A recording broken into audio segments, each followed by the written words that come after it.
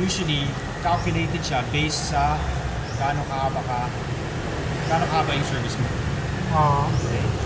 Tsaka yung rason kung bakit may separation. Generally, kalahati ng sahod mo sa isang buwan. Bawat taon ang service mo. So, wala ka pang taon. Wala ka pang 6 months. Kahit may 6 months ka, wala pang taon. Kasi based on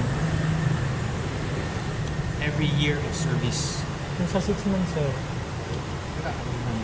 Sige, tapusin mo muna yung sinasabi mo. So, ito yung breakdown. Length of service, the number of years an employee has worked for the company. Years. It is crucial in determining the amount of separation rate. So, based siya kung gaano katagal ka in years. Okay. Ito, sir, ganito na lang. So, Kasi nung sigam mo ako ng 6 months lang ako na wala akong makukuha ang separation ko kahit mga 6 months. Kasi nga, ganito nga, nag-close tayo ng February 20, 2024, right? Tapos, ngayon mag-open tayo ng ibang management.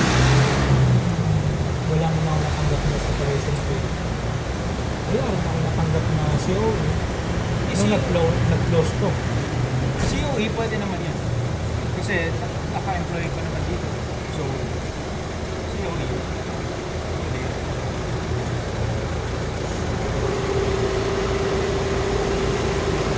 Pwede nun sir punta kayo punto halimbawa na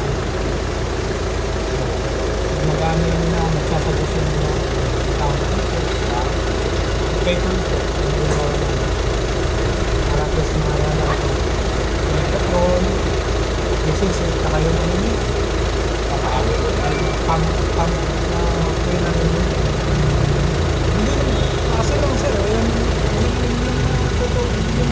Ito lang yan. Parang na-hire ka, tapos after 5 months or 6 months, na-let go ka. hindi yun na sir. Wala naman ako termination na wala naman tayo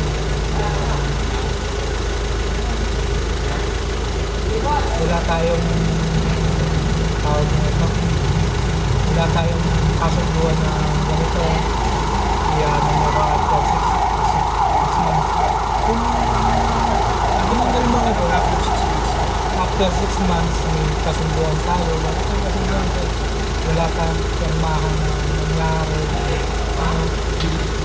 na determinate na wala naman Hindi. Paano pwede tayo mag-ano sir tawag na ito paano magkakaroon?